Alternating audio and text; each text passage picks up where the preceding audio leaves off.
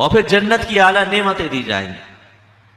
नबी करीम सल्लल्लाहु अलैहि वसल्लम फरमाते हैं कि अदना तरीन जन्नती को इतनी बड़ी जन्नत दी जाएगी जो इस दुनिया से 10 गुना बड़ी होगी।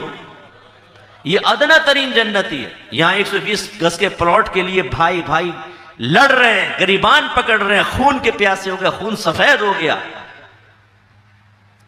भाभियां उकसा रही हैं शौहरों को भाइयों के खिलाफ, और लड़ रहे हैं, गरीबान पकड़े हुए हैं 120 गज के प्लॉट के लिए, एक जेवर के सेट के लिए।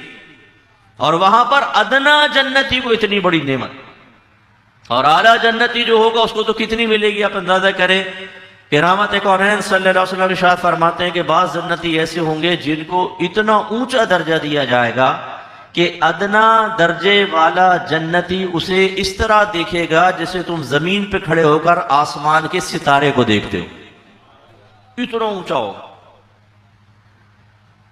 और रहमत कौनैन सल्लल्लाहु अलैहि वसल्लम फरमाते हैं कि सब जन्नतियों को एक जन्नत के बाग में जमा किया जाएगा और अल्लाह ताला बरह रास्त उनसे खिताब फरमाएगा अपनी शान के लायक। और अल्लाह ताला फरमाएगा मेरे बंदो बताओ क्या तुम मुझसे राजी हो? वो कहेंगे या रब्बे करीम क्यों नहीं तुझसे राजी होंगे? तो अल्लाह ताला फरमाएगा फिर आज मैं तुम्हें एक बहुत बड़ी नेमत, बहुत बड़ा इनाम देने वाला हूं। तो वो मुतअज्जिब हो जाएंगे क्योंकि जन्नत की ऐसी जैसी नेमतें देखेंगे कि रहमत कौनैन ने जैसे फरमाया कि ना तुमने ना किसी की आंख ने उनको देखा, ना किसी के कानों ने उसको सुना, और ना किसी के दिल में उनका ख्याल आया, ऐसी नेमत है। तो वो कहेंगे अब कौन सी ऐसी नेमत रह गई जिसका अल्लाह जिक्र फरमा रहा है? तो अल्लाह ताला फरमाएगा कि आज मैं तुम्हें अपनी जियारत करवाऊंगा।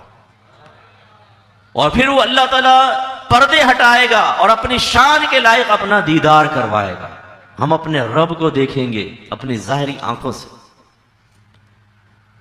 रहमत कौनैन सल्लल्लाहु अलैहि वसल्लम फरमाते हैं कि एक जन्नती अपने दोस्त को बुलाएगा दावत पर, जैसे आप इनवाइट करते हैं आज लस्सी पिला, आज तुझे सिगरेट पिलाता हूं, आज ढाबे पे चाय पीते हैं कोई टेबल पे बैठकर।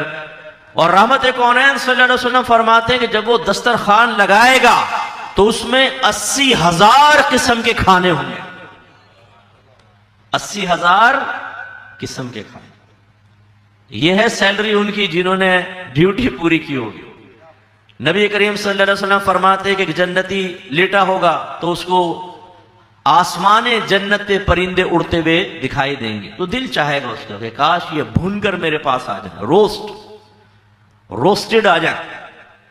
जैसी वो तमन्ना करेगा एकदम वो परिंदा भूनकर सामने आ जाए। और सरकार फरमाते हैं कि वो बगैर आग के भुना हुआ होगा, जिसको स्टीम रोस्ट कहते हैं ना आप, हल्की हल्की हरारत में। और जब जन्नती खा लेगा फिर अल्लाह के हुक्म से परिंदा दोबारा जिंदा होकर फिर उड़ने लग जाएगा।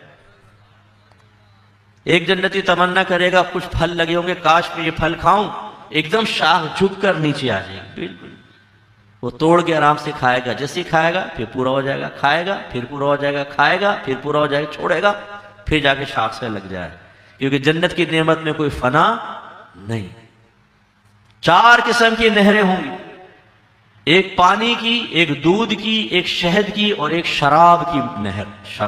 शराब भी होगी जन्नत में, लेकिन सरकार फरमाते हैं वो शराब ऐसी होगी कि जब जन्नती पिएंगे सिर्फ सुरूर होगा, हल्का हल्का सा एक नशा सा आएगा, एक मजा लज्जत। ना उसमें कोई ऐसा होगा कि आदमी अपने आप से बेगाना हो जाए, बेहुदा बकने लग जाए। जैसे आपने ये जहाज देखे होंगे टुन बलिदान होके, कोई यहाँ पड़ा हुआ है कोई वहां पड़ा हुआ है।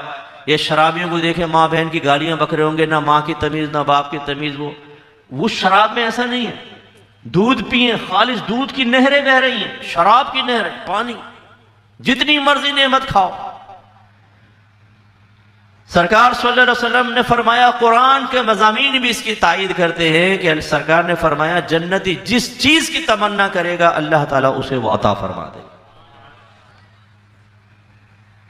जन्नती घोड़े होंगे, उसमें बैठेंगे, आप उड़ने लग जाएंगे, आपको उड़ाकर एक मकाम से दूसरे मकाम पर लेकर जाएं।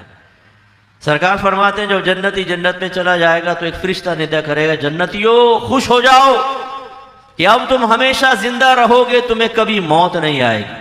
तुम हमेशा जवान रहोगे, कभी बूढ़े नहीं होगे। तुम हमेशा तंदुरुस्त रहोगे, तुम्हें कोई बीमारी नहीं होगी। तुम हमेशा खुश खुर्रम रहोगे, कोई मुसीबत कोई गम तुम्हारी तरफ मुतवज्जे नहीं होगा, तो उनकी खुशियां और बढ़ जाएंगी।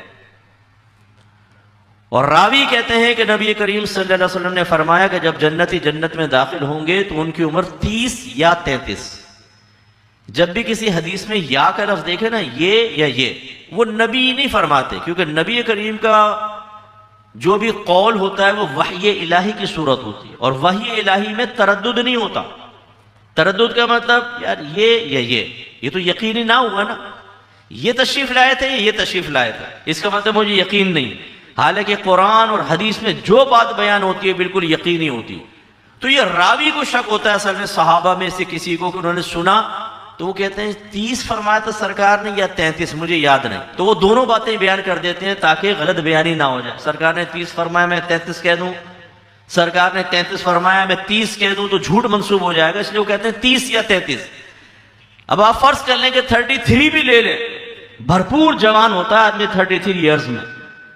तो एक हैरत अंगेज मंजर नौजवानों आप ये देखेंगे कि अगर दादी जा रही हैं वो भी 33 साल की, दादा जा रहे हैं 33 साल के, अब्बा जान 33 साल के, अम्मी भी 33 साल के, आप भी 33 साल के, आपका बेटा भी 33 साल, बेटी भी 33 साल, आपके परदादा भी 33 साल के, सब एक एज के, एक उम्र के सब वहां पर मौजूद होंगे। तो जो दुनिया के मकासद को पूरा कर ले, यहां पर आमद के मकसद को पूरा करे, तो अल्लाह ताला ने सैलरी बड़े जबरदस्त रखी हुई।